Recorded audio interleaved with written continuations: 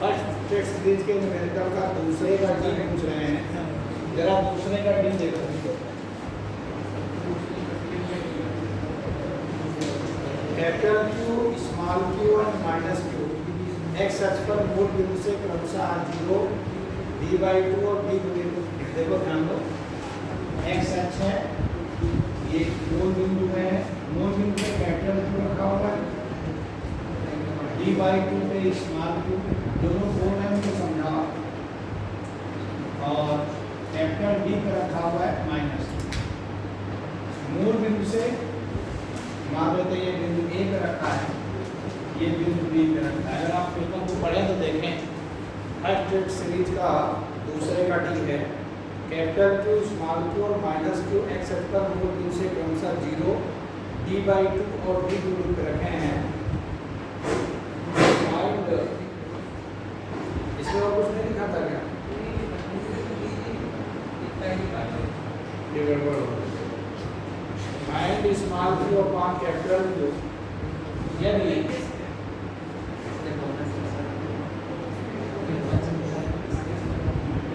Capital Q पर net बल 0 हो, यदि कैपिटल क्यू पर जो नेट बल है वो 0 हो तो मुझे स्मॉल क्यू और कैपिटल क्यू का रेशियो बताना है। इस पे कौन कौन बल लगाएगा? FA प्लस FB बराबर क्यू। FA किधर को लगेगा? इधर को। FB किधर को लगेगा? इधर को।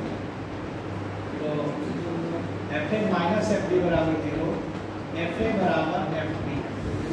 बातें ना करें, 1/4 pi epsilon not capital q small q upon d/2 का होल स्क्वायर बराबर 1/4 pi epsilon not capital q into capital q upon d square.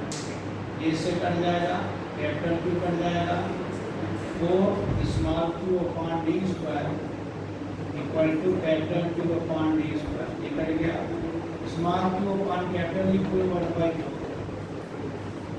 इसलिए था कि मूल बिंदु पर नेट बल 0 हो तो स्मॉल क्यू और कैपिटल क्यू का अनुपात बताना है। हम लोगों ने डिस्कस भी नहीं किया है, सर अधूरा लग रहा है, पूछ लेते तो बता तो पूछे नहीं तुम लोगों ने। चलो और बताओ, और कोई क्वेश्चन?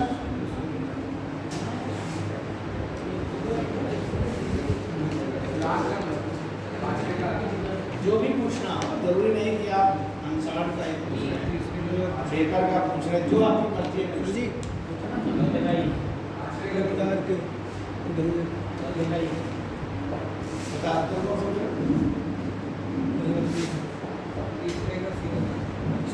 जी तीसरे का सी, एक आपको देखो, हाँ तीसरे का सी का है, ABC है।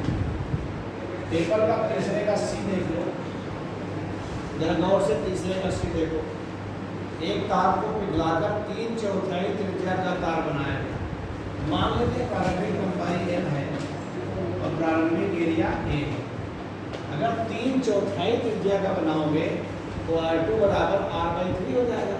तो क्षेत्रफल कितना हो जाएगा? A/9। यही तुमको जानना।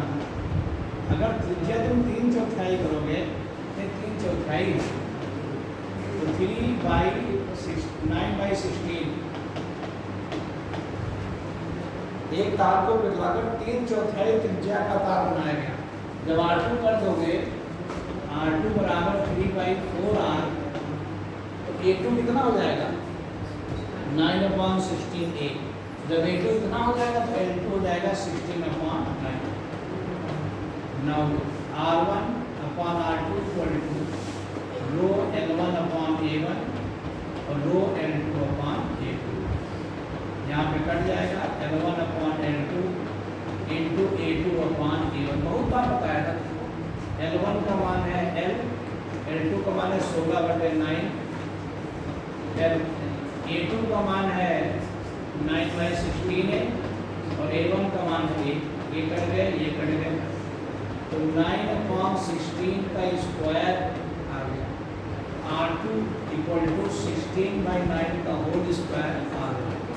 ये देखिए आप नया क्या पूछ रहा है, कितने प्रतिशत परिवर्तन होगा? तो 16/9 कितना होता है? 256/81 r, delta r equal to R2 minus R1, 256/81 minus 1 into r, इतना आ जाएगा। 256 से 81 बताओ कितना बचा, बताओ। 256 से 81 घटाओ,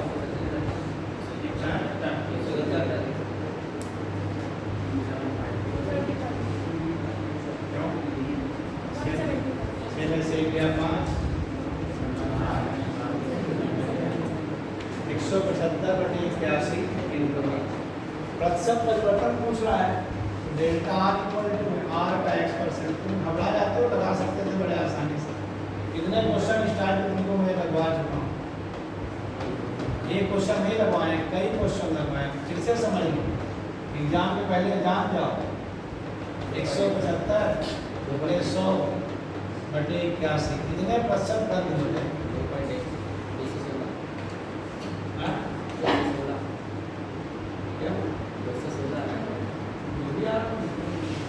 मतलब मेथड सर कैलकुलेशन करोगे आंसर, तो इसमें कोई दिक्कत हो थी। R1 तुम्हें मालूम है, R2 तुम्हें मालूम है।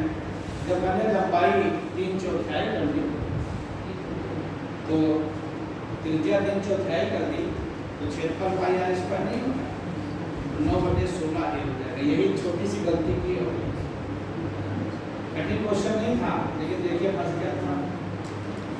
यही तो सिखाना है, न्यूमेरिकल नहीं, माइंड पर तो कैसे सवाल लगाओ। जरूरी थोड़ी तो आपका सवाल आए और बताओ कौन सा क्वेश्चन।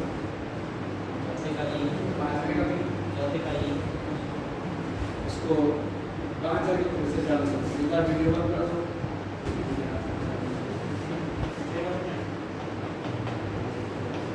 चालू करोगे 5 का भी देखो, टेस्ट पेपर का है, इसको देख लीजिएगा। 4 आवेश वर्ग ABCD के शीर्षों ABCD पे रखे हैं। देखिए वो सुंदर सा सवाल है, मन लगाओगे तभी लगेगा। ये वर्ग है ABCD। ए पे रखा है +2, बी पे रखा है +2, सी पे रखा है -2, डी पे रखा है -2। वर्ग की भुजा ए मान लो, दिया होगा तो ठीक है, नहीं दिया तो ए मान लो। हम वो कह रहा है केंद्र पर वैद्युत क्षेत्र का, पहला बात है कि केंद्र पर बताना है वैद्युत क्षेत्र और विभव। तो पहला पार्ट, केंद्र पर विभव जब निकालोगे तो सबके लिए निकलेगा VO इक्वल टू, ये देखिए केंद्र है, VO equal to 1/4πε0 Q/2A plus 1/4πε0 Q/2B। चारों आवेश विभव लगाएंगे ना, और प्लस 1/4πε0 माइनस Q/2C और प्लस 1/4πε0 माइनस Q/2। ये इससे कट के खेलो, क्योंकि OA बराबर OB बराबर OC बराबर OB। केंद्र पर वो निकल गया। केंद्र पर वैद्युत क्षेत्र निकालोगे तो इससे जाएगा दूर, ये इधर को होगा और EC इधर को होगा, EB इधर को होगा और ED इधर को होगा। तो केंद्र पर वैद्युत क्षेत्र निकालना तो अच्छी बात है, माना वैद्युत क्षेत्र क्रमशः मान लो क्या EA, EB, EC व ED।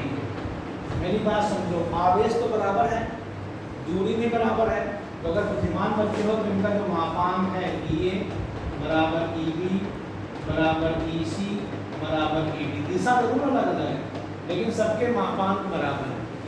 तो अगर हम प्रणाली वैद्युत क्षेत्र निकालेंगे तो EAC बराबर क्या होगा, EA प्लस EC यानी 2E आ गया। EBD बराबर क्या होगा, EB प्लस ED बराबर 2, EB आ गया और EB भी EA के बराबर। देखिए EAC इधर को हो गया, EAC ये हो गया और EBD ये हो गया। अब EAC सी और ई बी डी ये दोनों परस्पर लंबवत, 4 से 2 बचे तो दोनों परस्पर क्या है लंबवत। तो जो पढ़ाने का अनुच्छेद निकालोगे ई डैश या E O square equal to E A C square और plus E B D square, क्योंकि लंबवत है ये 2 ए का स्क्वायर और प्लस 2 ए का स्क्वायर तो कितना हो गया 4 ए स्क्वायर और प्लस 4 ए स्क्वायर तो हो गया 8 ए स्क्वायर। तो ई ओ इक्वल टू आ गया 2√2 ए। तो इसकी डायरेक्शन कौन सी होगी, इसके बीच से जाएगा ये AD के समांतर, AD के समांतर। और EA का मान कैसे निकालोगे, 2√2 EA का मान है 1/4πε0 Q/2A स्क्वायर। अब समस्या ये तुम्हें OA नहीं मालूम, OA क्या है विकर्ण का आधा, विकर्ण कितना है OA बराबर AC/2 और AC कितना है 2√2 राइट, A/√2 A/2 A/√2 होता है 2√2 into 1/4πε0 into Q A/√2 का होगा इसका हो जाएगा A/4√2 into 1/4πε0 Q square upon A square. ये देखो लग गया। तो कोई ऐसा सवाल नहीं कि तुम लगा ना पाओ, बड़ी आसानी से देखेगा। अब लोग क्या करते हैं देखते हैं, देखो हमने तुमसे कहा था कि आप फिजिक्स के न्यूमेरिकल टेक्निकली समझ सकते, आप रट नहीं सकते। देखिए टेक्निक नहीं लगाते तो ए निकालते, ई बी निकालते, ई सी निकालते, ई डी निकालते, इसको जोड़ते कई पन्ने का लगता, लेकिन दिमाग लगाया कि चारों चूंकि बराबर हैं इसीलिए उनको इक्वेट कर दिया, दंड से इतने कम में रखा। अब एक प्रश्न और पूछा था, इसी में सेकेंड पार्ट था, BC और CD का मध्य बिंदु E और F है। E क्या है, BC का मध्य बिंदु ये E है और F क्या है CD का मध्य बिंदु। और एक कर दो E से F तक ले जाएं तो कार्य बताओ। ये थोड़ा मजेदार से सेकेंड पार्ट इसका मजेदार है, मैं लगाता हूँ ध्यान से देखना। देखिए सेकेंड इसी केस में जो भी बता रहे थे, एक अल्फा कर दो +2 +2 -2 E से F तक ले जाए तो मुझे कार्य निकालना है। सेम क्वेश्चन है जो भी बता रहे थे, E से F तक ले जाने में कार्य। अब दिमाग लगाओ, कार्य तभी निकलेगा जब पहले E पर विभव निकालो, F पर विभव निकालो और उसके बाद देगा। तो E पर जब विभव निकालोगे तो E पर कौन कौन विभव लगाएगा, VA plus VB plus VC, यही तुम गड़बड़ की हो। VD VA क्या होगा 1/4πε0 Q/A। VB कितना होगा 1/4πε0 प्लस Q/B। VC कितना होगा 1/4πε0 माइनस Q/C। और VD कितना होगा 1/4πε0 प्लस माइनस Q/B। ये अब दिमाग लगाओ, ये प्लस ये दोनों कट गए, क्यों कट गए, क्योंकि B बराबर C, B C के बराबर तो दोनों कट गए। अब बताइए AE और D बराबर है कि नहीं, A D बराबर है ना, ये दोनों कट गए तो B हो गया 0, कितना हो गया, और VF निकालो, VF इक्वल टू 1/4πε0 Q/AF, रो में रखते हो plus 1/4πε0 Q/BF plus 1/4πε0 minus Q/CF plus 1/4πε0 minus Q/DF। अब ये दोनों तो बराबर है ना बेटा, अगर 2 × 1/4πε0, रोने से फिजिक्स नहीं आती, रोने वालों की कमी नहीं इस दुनिया में।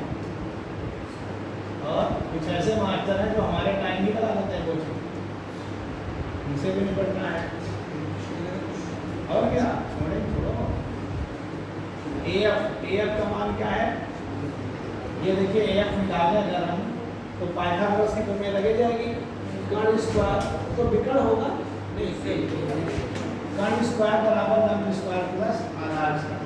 तो AF square equal to A square plus A square by 4 5A square by 4 root 2 5A by 2 root 5A by 2। CF तो तुम्हारा A बाई 2 हो ही गया। तो दोनों में क्या कॉमन है? 4 upon 4 pi epsilon not into Q upon A 1 upon root 5 minus 1। यही तो हुआ, इतना तो आया। अब हमें वर्ग निकालना है तो W equal to Q VF minus V। V हमारा 0 है, अल्फा पढ़े तो 3.2 10 की पावर माइनस 19 0 माइनस नहीं VF माइनस 0। VF का मान रखो। तो घबरा गए, मालूम है आपको नाम चढ़ा के बैठा है। और Q को Q ही रखो 1 अपॉन रूट 5 माइनस 1 सामने कितना है?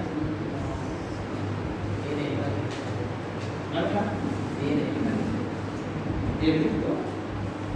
एक हमेशा थोड़ा लिखा नहीं जाए, एक लिख दो। मेरी बात समझ रहे हो? तो कोई क्वेश्चन कठिन नहीं है, ये स्टाइल क्वेश्चन पेपर में आते हैं, कंपटीशन में भी आते, तुम्हारे यहाँ भी आते। कोई कठिन नहीं था, दिमाग तुम्हारा नहीं काम किया तो जाना तुम्हारा काम है। हम ऑलरेडी बता चुके हैं, फिर आप बता रहे हैं।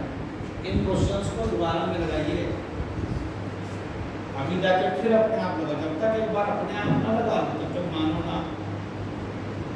बहुत बढ़िया क्वेश्चन था, जिसने इसको लगाया होगा मैं उसका नाम अलग लिस्ट में रखूँगा। जिसने भी इसको हल कर दिया होगा आंसर तक पहुँचाया, वही तो बुद्धिमान है।